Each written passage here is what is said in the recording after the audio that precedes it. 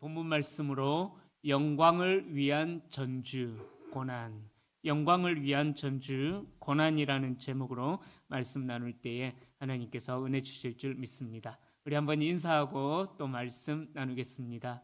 모든 것이 합력하여 선을 이룹니다. 아멘. 하나님의 선이 우리의 삶의 모든 상황 가운데 이루어질 줄로 믿습니다. 우리는 지금 한 달 정도 계속해서 우리에게 일어나는 고난에 대하여서 어떠한 태도로 이 고난을 맞이해야 될 것인가, 그 주제를 가지고 한 달 정도 계속해서 오늘 이제 마지막 시간으로 말씀을 나누는데요.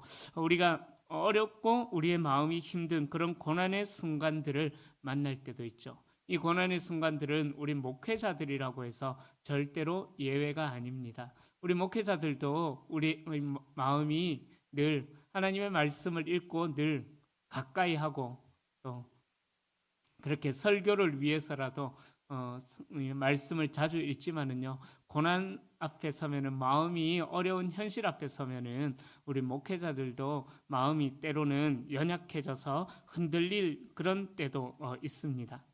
우리 성도님들은 또 마찬가지죠. 누구나 다 고난 앞에서 마음이 편한 분들은 아무도 없을 것입니다. 그런데 우리가 읽었던 이 로마서 말씀에는 우리가 하나님의 상속자의 권세를 누리기 위하여서 17절에 보면은요, 있지는 않았죠. 앞절인 17절에 보면은 자녀이면 또한 상속자, 곧 하나님의 상속자요 그리스도와 함께한 상속자니. 자, 예수 그리스도와 함께한 상속자가 된 저와 여러분들인데 우리가 그 영광을 받기 위하여서 17절에 보면은 고난에도 참여할지니라 라고 말씀하고 있어요. 그런데 우리는 보면은 고난 없는 영광을 때로는 많이 바라고 있습니다. 하나님, 이때까지 내가 많은 고난 가운데 살았으니까 이제 이후로는 고난을 좀 없애주시고 내 마음이 또 내 삶이 하나님께서 주시는 은혜와 평강 가운데 거하게 해주십시오 라고 그렇게 기도하지만은, 그러나 오늘 8장 17절에서는 분명하게 말씀해요. 하나님의 자녀가 된 우리 그리스도인들이 이 땅에서 누릴 수 있는, 중요한 표현인 것 같아요. 이 땅에서 누릴 수 있는 현재적인 체험 중에 하나가 고난이라는 거예요.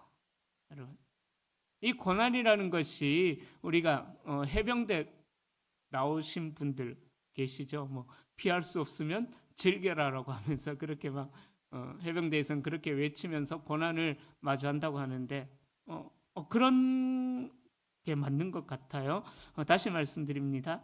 우리가 하나님의 자녀가 되었다면은 우리가 누릴 수 있는이에요. 누릴 수 있는 이 현세에서 누릴 수 있는 체험 중에 하나가, 하나님의 자녀라면은 그 체험 중에 하나가 바로 고난이라는 것입니다. 그런데 우리 그리스도인들 뿐만 아니라 모든 사람들은 고난에 대하여서 반응하기를 싫어하거나 또 고난을 두려워합니다. 로마서 8장 14절부터 17절에 보면은요, 예수님을 믿게 된 우리들은 양자의 영을 받았으므로 하나님을 아빠, 아버지라 부를 수 있는 권세가 우리에게 주어졌다라고 말씀하죠. 그러면서 하나님의 영광을 상속받을 자다라고 이야기합니다. 그러니까 우리가 이 영광을 상속받을 자가 된 권세는요, 바로 예수 그리스도와 함께한 그 정도의 영광을 상속받을 자라고 이야기를 하고 있다는 거죠. 쉽게 말하면은 우리 주님께서, 예수 그리스도께서 누리는 그 권세를 우리도 누릴 수 있다라고 오늘 본문에서 이야기하고 있습니다. 그러기에 하나님의 자녀가 되었다는 이 특권은요, 또 다른 의미가 있는데 바로 고난받는 삶이라는 의미도 있다라는 거예요. 우리는 하나님의 후사요 그리스도와 함께한 후사가 되었습니다.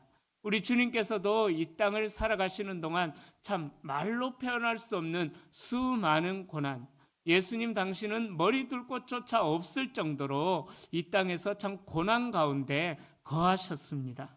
그렇게 고난의 삶을 살았는데 우리도 주님의 영광에만 참여하는 자가 아니라 영광 이전에 우리가 누릴 수 있는 권세, 우리가 누릴 수 있는 권세가 고난을 통해서 하나님의 영광을 바라볼 수 있는 그 은혜를 하나님께서 우리에게 허락해 주셨다라는 거예요. 이 후계자의 축복이 그렇기 때문에 우리에게 공짜로 주어지는 것이 아니라, 그랬으면 좋겠지만 공짜로 주어지는 것이 아니라 바로 이 마땅한 대가, 고난을 치러야 된다라는 거예요. 그러니까 후계자의 영광을 누리기 위한 대가를 치르는 것만큼 하나님께서는 그만큼 그보다 더 큰 영광으로 우리에게 준비해 놓고 계신다라는 의미가 된다라는 것이죠. 자, 여러분, 이 고난이라는 것은요, 마치 임신과도 저는 똑같다라고 생각을 합니다. 물론 저는 남자이기에 뭐 임신 이런 걸 안 해봐서 그 임신의 고통이 그냥 머리로만 알고 있는 거죠. 제 아내가 두 딸을 임신했다가 태어나는 그 과정들을 지켜보면서 제가 하나님 앞에 정말 간절하게 기도했던 기도의 내용이 있습니다. 하나님, 저를 남자로 태어나게 해주셔서 감사합니다. 정말 감사가 그냥 되더라고요. 아내가 그 임신의 고통을 임신의 고통을 지나고 있는 것을 보니까는요. 그런데요, 고난이 임신과도 같다라는 말은 어떤 의미로 제가 드리는 말씀이냐면은 그 고난이 영원하지 않다라는 거죠. 바로 때가 되면은 그 고난이 끝나게 되고, 그리고 그 고난이 지나가고 나면은 그 후에는 영광이라는 것이 찾아온다라는 것입니다. 그래서 그리스도께서 영광 중에 계신 것처럼 우리도 장차 그리스도와 함께 영광 중에 거하게 될 것이다. 이것을 오늘 본문에서 우리에게 말씀하고 있어요.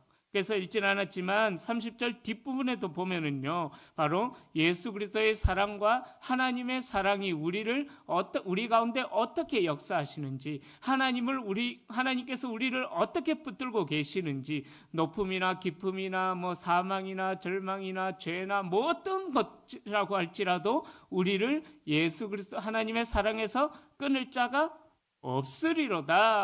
없다라고 그렇게 단정 지으면서 이 고난이 끝나고 나면은 그 은혜의 영광을 누리게 될 것이다라는 것을 우리에게 말씀하고 있는 것이죠. 그래서 오늘 본문 18절에서 바울은 이 고난을 두고 이야기하기를, 이 고난이라는 것은 장차 우리가 경험하게 될 영광이라는 그 노래의 전주와 같다라는 것을 우리에게 이야기하고 있다라는 거죠. 어떤 뮤지컬이나 연주곡이나 오케스트라나 이런 곡들을 보면은 이제 서론 부분이 있어요. 우리가 이야기할 때 서론, 본론, 결론으로 이야기하는 것처럼 이 음악에도 서론, 본론, 결론이라는 것이 있는데, 바로 이 고난이라는 것은 그 마지막 결론 부분에서 나오게 될 그 영광을 알려주는 우리에게 필요한, 또 우리가 누릴 수 있는 전주와 같다라는 것입니다. 우리들이 당하고 있는 현재의 고난은 말로 표현할 수 없이 영광스러운 곳으로 인도되어지는 그런, 우리에게 주어진 고난이 그런 입구와도 같다라는 것이죠. 그러기에 18절은 현재의 고난이 전부라고 생각해서 낙심하지 말 것을 이 바울이 우리에게 이야기하고 있는 것이죠. 이 고난을 통해서 장차 우리에게 주어질 그 하나님의 영광을 바라보라는 것입니다. 여러분, 그런데 우리가 오랜 시간 동안 이런 말씀을 많이 들었어요. 그죠? 장차 다가올 영광을 위한 전주, 꼭 이런 표현은 아니더라도 고난 뒤에 영광이 있다. 이 말을 정말 많이 듣기는 듣지만은, 그러나 실제로 우리의 삶을 보면은요, 우리에게 주어진 고난, 우리가 당하고 있는 그 고난에만 우리의 시선이 집중되어서 장차 다가올 영광은 일단 둘째치고 그냥 이 고난에만 너무 허우적거리면서 빨리 끝났으면 좋겠다라는 생각들을 하면서 그 고난을 겨우겨우 감당해내고 살아내고 있는 것이 현실이다라는 거죠. 제 동기 목사님들하고 가끔씩 한 번씩 이야기를 나누다 보면은요, 부목사일 때는 부목사일 때는 이제 큰 교회에서 사역한 부목사님들이 한 번씩 이런 이야기를 해요.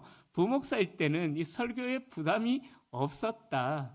그런데 담임 목사가 되고 나니까는 그래도 저는 참 감사해요. 저희 교회 우리 부목사님도 있고 전도사님도 두 분이나 계셔서 참 감사한데, 조그만 교회에서 사역하시는 제 동기 담임 목사님들은 보면은요, 그런 이야기들을 해요. 겨우겨우 하루하루 쳐내면서 살아가고 있다라고 솔직하게 그렇게 이야기를 하더라고요. 설교가 주일부터 하여튼 제 동기 목사님은 새벽 예배가 없는 날이 없대요. 1년 365일 새벽 예배를 드린대요. 그러니까 혼자서 일주일 주, 월, 화, 수, 목, 금, 토 새벽 설교 다 하고 수요 예배하고 금요 예배하고 주일 오전하고 주일 오후하고, 그러니까 일주일에 설교만 해도 한 12~13번씩 그렇게 한다고 해요. 그러니까 이 새벽 설교 끝나면은 다음날 새벽 설교, 새벽 끝나고 나면 또 다음 새벽 설교. 그래서 겨우겨우 그렇게 지나가고 있다라고 이야기하면서 이 담임되고 나니까는 부목사 때보다 고난이 더 심한 것 같다라고 그렇게 이야기하는 동기 목사님들도 있어요. 네. 마치 우리가 그런 생각들을 가지고 있다라는 거죠. 장차 우리에게 주어질 영광을 바라보면서 우리가 이 고난을 대하는 것이 아니라 마치 그냥 이 고난만 그냥 겨우겨우 견디면서 하나님 그냥 이 고난만 끝나기만을 기다립니다. 우리의 신앙이 이러한 자리에 머물러 있지는 않는가? 그냥 우리에게 주어진 고난을 겨우겨우 감당해내면서 지나가는 그 자리에 우리가 머물러 있는 것은 아닌가, 우리가 한번 생각해 보셨으면 좋겠습니다. 여러분, 신앙, 우리에게 신앙이라는 것이 있다라고 하면서 신앙, 그 신앙이라는 단어를 사용하는데 이 신앙이라는 것이 무엇입니까? 여러분, 이 신앙이라는 것은요, 우리를 향한 하나님의 약속을 믿는 것이 신앙이다라는 거예요. 우리가 세운 어떤 이데올로기도 아니고 이상도 아니고 더군다나 우리의 종교심, 하나님을 향한 우리의 종교심, 그것이 신앙이 아니라는 거예요. 바로 이 신앙이라는 것은 우리의 어떤 열심을 뛰어넘어서서 하나님께서 우리에게 주신 약속을 바라보는 것, 그 약속을 바라보면서 우리가 방향을 잃지 않고 계속해서 하나님께서 맡기신 사명의 자리에서 살아가는 것, 그것이 우리가 말하는 신앙이다라는 것입니다. 그러기에 신앙이라는 것은요, 바로 하나님께서 우리에게 주신 계시와도 같은 것이 신앙이다라는 거죠. 이 신앙이 우리에게 바로 서 있어야지만 우리가 좌로나 우로나 흔들리지 않고 계속해서 올바른 방향으로 나아갈 수가 있는 것입니다.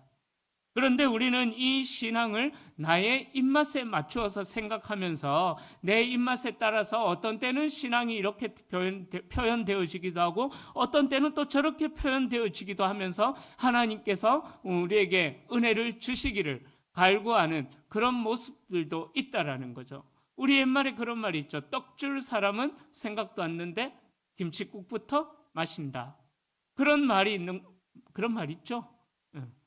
하여튼 그런 말이 있는 것처럼 하나님께서는 우리에게 이러한 은혜를 주시기 위하여서 우리에게 어떠한 일들, 예를 들자면 고난이라든지 또 뭐 감사의 요소라든지 하나님께서 우리에게 그런 것들을 주시는데 우리는 하나님께서 주시는 그 목적과는 상관없이 오직 나만을 위하여서 하나님의 은혜를 하나님의 은혜를 그냥 끄집어 내리는 것, 그런 모습들이 우리 가운데 있지는 않을까요? 그것은 올바른 믿음이라고 표현할 수가 없는 거죠. 여러분, 올바른 믿음이라는 것은요, 올바른 신앙이라는 것은 하나님의 뜻을 내 삶 가운데 이루는 것, 하나님의 뜻을 내 삶 가운데 이루는 것, 이것이 우리가 추구해야 될 신앙의 목표가 되어야 된다는 거죠. 그러기에 이 소망과 소원에 대한 개념도 우리가 잘 구분하셔야 됩니다. 소원이라는 것은 내게 주어진 삶 속에서 이런 일들이 일어났으면 좋겠다라고 인간적인 어떤 것들을 바라는 것이 소원이고요. 소망이라는 것은요, 뭐냐 하면은 약속에 대한, 하나님께서 우리에게 주신 약속에 대한 미래지향적인 믿음이 소망이 되어져야 된다라는 거죠. 그러니까 우리 그리스도인들은 소원을 붙들고 살아가는 것이 아니라 하나님의 약속인 소망을 붙들고 우리는 살아가야 된다라는 것입니다. 그런데 잘 생각해 보십시오. 우리가 간구하는 기도의 제목부터 또 우리의 삶에 일어나는 현실에서 해결되어져야 될 어떤 그런 문제들을 바라볼 때에 우리가 소원의 목적을 가지고 하나님 앞에 간구하며 기도하는지, 아니면 정말 하나님의 약속이 내 삶 가운데 이루어질 것을 믿고 하나님의 뜻이 내 삶 가운데 나타날 것을 소망하면서 우리가 하나님 앞에 기도하고 있는지 간구하고 있는지 생각해 보셔야만 됩니다. 우리는 소원으로 살아가는 자들이 아니라 소망, 하나님께서 주신 그 소망으로 살아가는 자들이 되어야 된다는 것이죠. 그러기에 이 소망을 붙들고 살아가는 자들은 고난이 닥쳐와도요, 고난이 다가와도 어지간해서 흔들리지 않는다라는 거죠. 저를 아시는 분들이, 저를 오랫동안 경험하셨던 분들이 저에 대해서 이야기를 할 때 가끔씩 이렇게 이야기를 하셔요. 박 목사, 너는 어떻게 이렇게 낙천적이냐? 어떻게 이렇게 낙천적이냐? 너를 보면 뭐 세상에 아무 문제도 없는 것 같다고. 제 동기 목사들도 그러고, 하여튼 제 친구들도 그런 식으로 이야기를 합니다.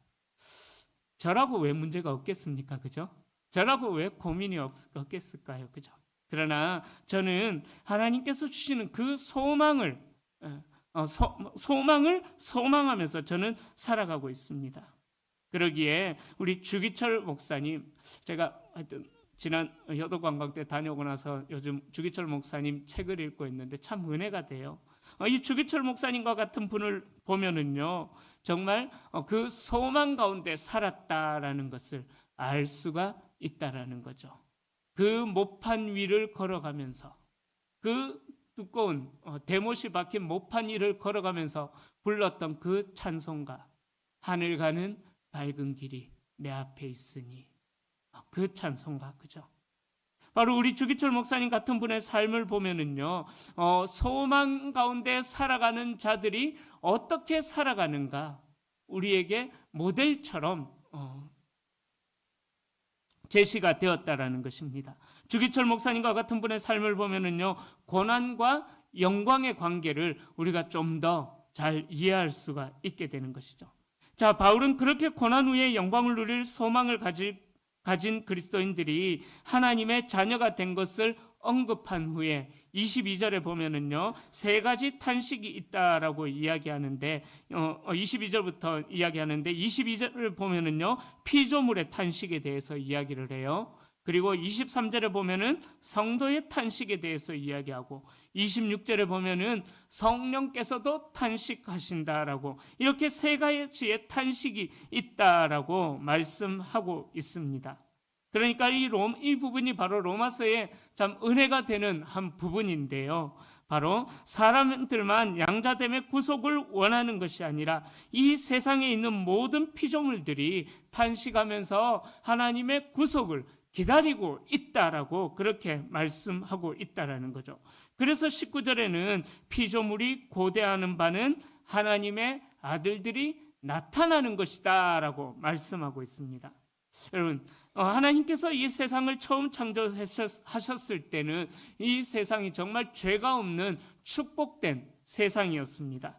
하지만 인간이 타락함으로 인해 인간만 저주받은 것이 아니라 하나님께서 만드신 이 자연계까지도 저주를 받게 되었다라는 거죠. 창세기 3장에 보면은 저주받은 땅이 인간에게 가시덤불과 엉겅퀴를 내게 되었다라고 창세기 3장에서 그렇게 말씀합니다. 바로 환경이 파괴되었다라고 그렇게 말씀합니다. 제가 2010년도쯤이었나요? 미국의 교회들을 그러니까 불신자들을 대상으로 메가처치 2,000명 이상 된 그 교회들을 한 15교회 탐방하러 다녀왔던 적이 있었는데요. 그때 이제 교회들을 탐방하고 나서 그랜드 캐년, 관광 코스로 그랜드 캐년이라는 곳을 갔었습니다. 자, 그런데 이 창조 과학자들은 여기는 의견이 좀 나눠져요. 그는 저는 창조 과학자들의 의견을 말씀드립니다. 자, 창조 과학자들은 뭐라고 이야기하냐면은 이 그랜드 캐년이 노아의 대홍수로 이런 협곡이 일어나게 되었다라고 이야기해요. 여기에 동의하는 신학자들도 있고 동의하지 않는 이제 신학자들도 있어요. 과학자들 중에서도 신앙을 가진 분들 중에서도 이 그랜드 캐년은 노아 대홍수로 일어난 것이 아니다라고 요즘 그렇게 주장하고 있는 성경 과학자들도 있는데, 어쨌든 뭐 그런 것들을 제가 말씀드리려는 것이 아니라, 그래서 창조 과학자의 입장에서 말씀드리자면은 이 그랜드 캐년은 노아 대홍수로 인해 그런 협곡이 생겼다. 그러면서 이 그랜드 캐년에 대해서 설명해 주시는 목사님이 어떤 이야기를 하시냐면요, 우리가 지금 이 그랜드 캐년을 바라봐도 이렇게 웅장하고 멋지고 정말 웅장하고 정말 멋있거든요. 그런데 이 노아 대홍수가 있기 전에 하나님께서 만드신 이 협곡이 얼마나, 이 그랜드 캐년이 있었던 장소가 얼마나 아름다웠을까요? 라고 질문을 던지시는데 갑자기 온몸에 전율이 쫙 돋더라고요. 뭐 노아 홍수고 뭐고 일단 다 떠나서 그렇게 파괴된 것으로 인해서 이렇게 아름다운 멋지고 웅장한 그랜드 캐년이 만들어졌다면은, 그러나 파괴되기 전에 그 장소가 얼마나 아름다웠을까요? 라고 이야기하는데, 그 세계가 막 사모되어지는 거 있잖아요. 그 아름다운 창조 세계가 얼마나 아름다웠을까 막 그리워지고 보고 싶어지는 그런 전율이 돋았던 적이 있습니다. 바로 이 죄로 인하여서 이 땅 가운데도 하나님의 저주가 임하여서 모든 자연과 환경이 파괴되었고, 인간들은 땀을 흘려야만 식물을 얻게 되었고 흙으로 돌아갈 수밖에 없는 그런 존재가 되었다라고 이야기합니다. 그래서 바울은 다른 피조물들도 성도들의 영광의 회복으로 말미암아 자신들의 영광도 회복될 그날을 탄식하며 기다리고 있다라고 오늘 본문에서 이야기하고 있는 거예요. 또한 이러한 고통과 탄식이 성령을 받은 우리 성도들에게도 있다. 그래서 23절부터 25절에서 이야기하고 있는데, 우리들은 이 사망의 몸에서 풀려날 부활의 날을 기다리고 있다라고 그렇게 말씀하고 있는 거죠. 23절에 보면 처음 익은 열매들이라는 말은요, 앞으로 우리가 경험하게 될 수확의 보증들이라는 그런 의미인 것입니다.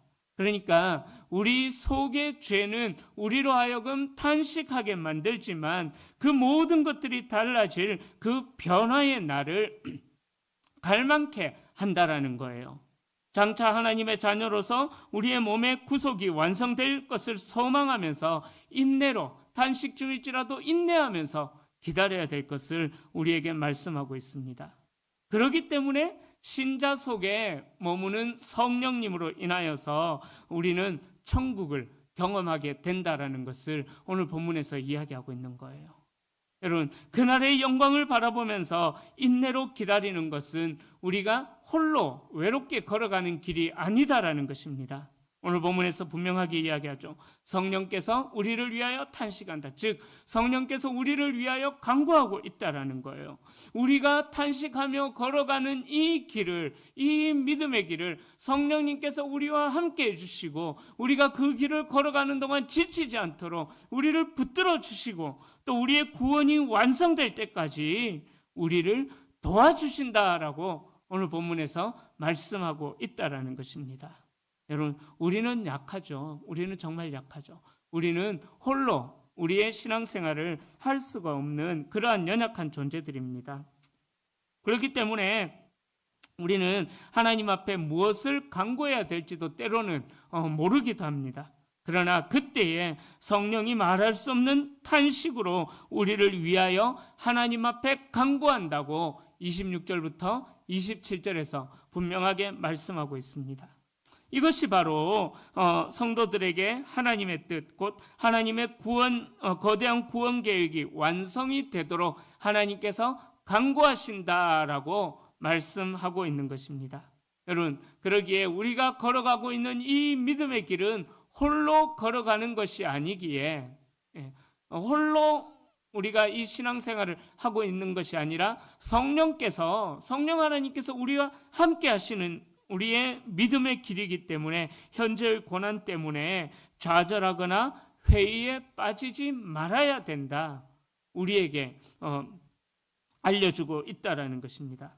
그래서 28절부터 30절까지는요, 이 고난의 세상을 살아가는 우리들이 기뻐할 수 있는 이유가 무엇인지, 고난 중에서 우리가 기뻐할 수 있는 이유가 무엇인지 우리에게 알려주고 있다라는 거죠. 우리 28절 말씀 함께 읽어보겠습니다. 우리가 알거니와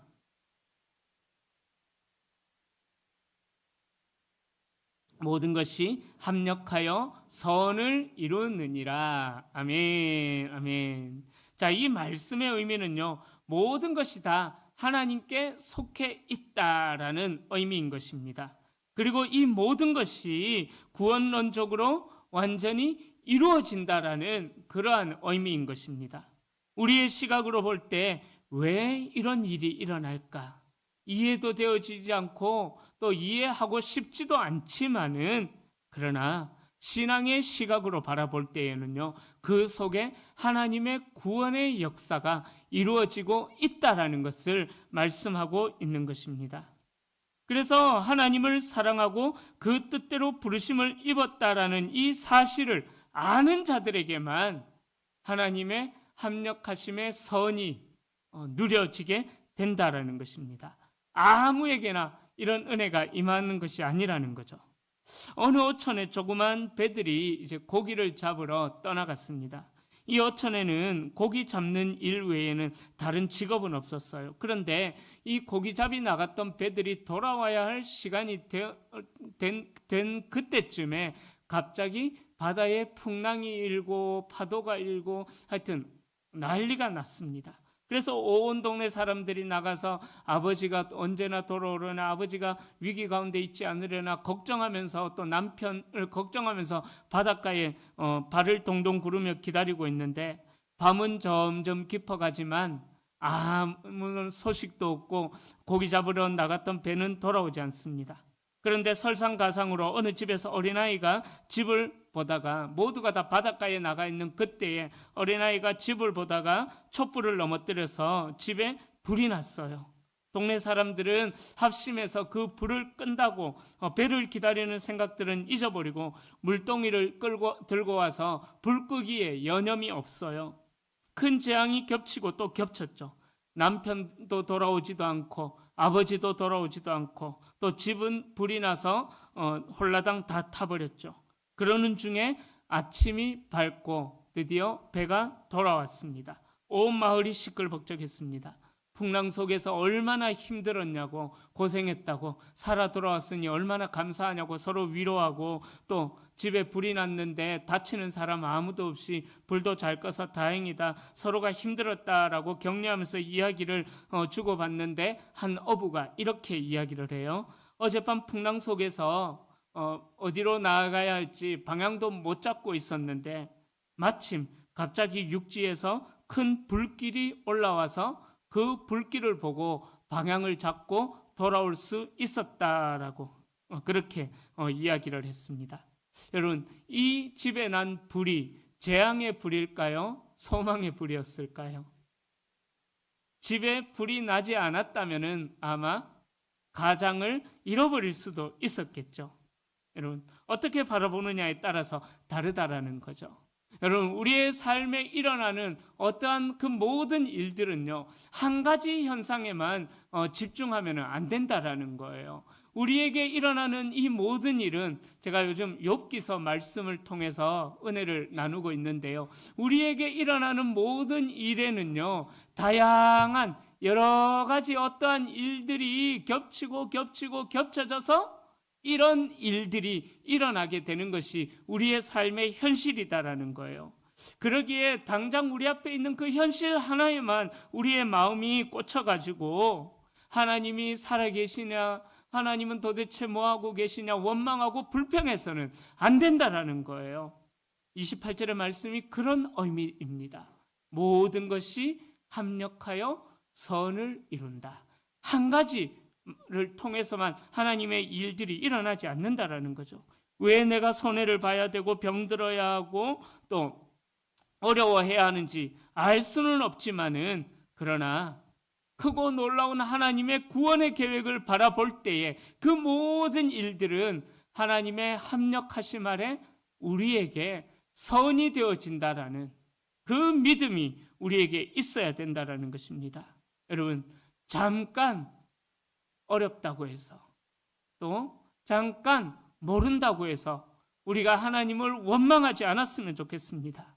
하나님께서는요, 과거에도 저와 여러분들을 사랑하셨고 지금 이 순간에도 저와 여러분들을 사랑하시고 앞으로의 순간에도 저와 여러분들을 사랑하실 것입니다. 그러기에 여러분, 내가 이해되고 납득되어질 그 신앙에서만 내가 여호와 신앙을 이야기한다라면은요, 그 신앙은 올바른 신앙이 아닌 거예요. 더 자라야 할 필요성이 있는 신앙인 것입니다. 여러분, 이 28절의 말씀, 모든 것이 합력하여 선을 이루게 하시는 그 하나님의 놀라운 사랑을 믿고 의지하고 나아간다면은 우리에게 일어나는 이 모든 일들을 통해서 우리는 하나님 앞에 감사함으로 오히려 더 기쁨으로 나아갈 수가 있다라는 것입니다.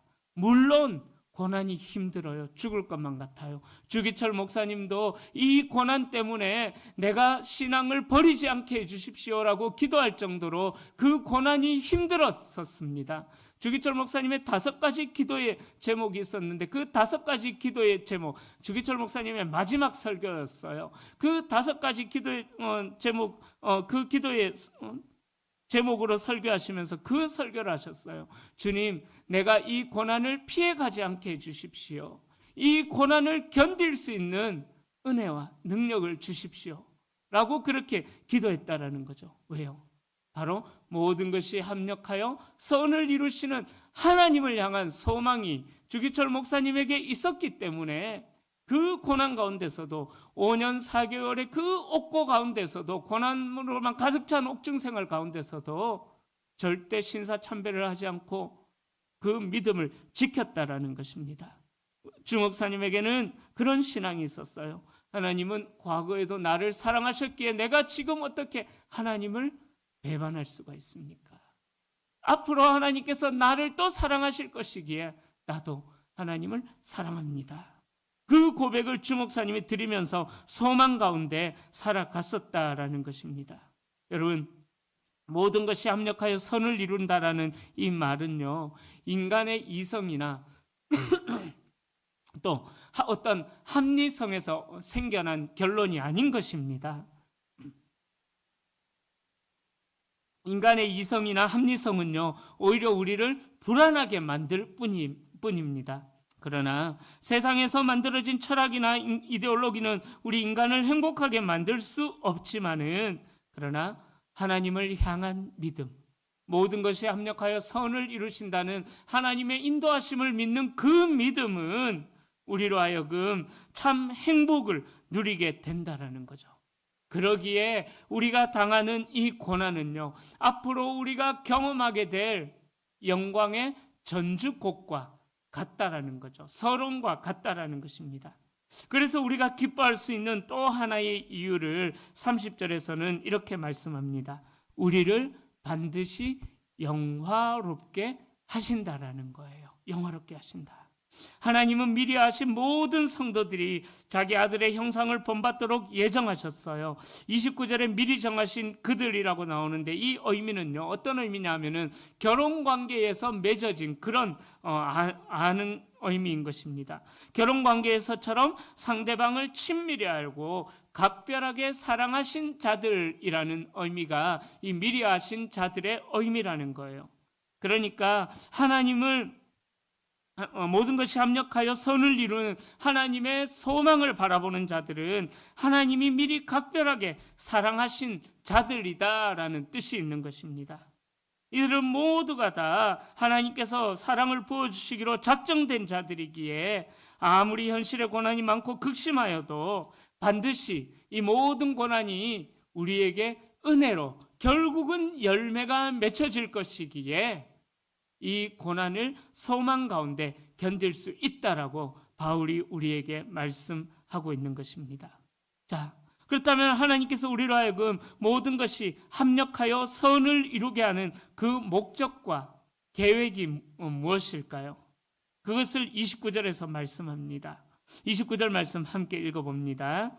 하나님이 미리 아신 자들을 또한 그 아들의 형상을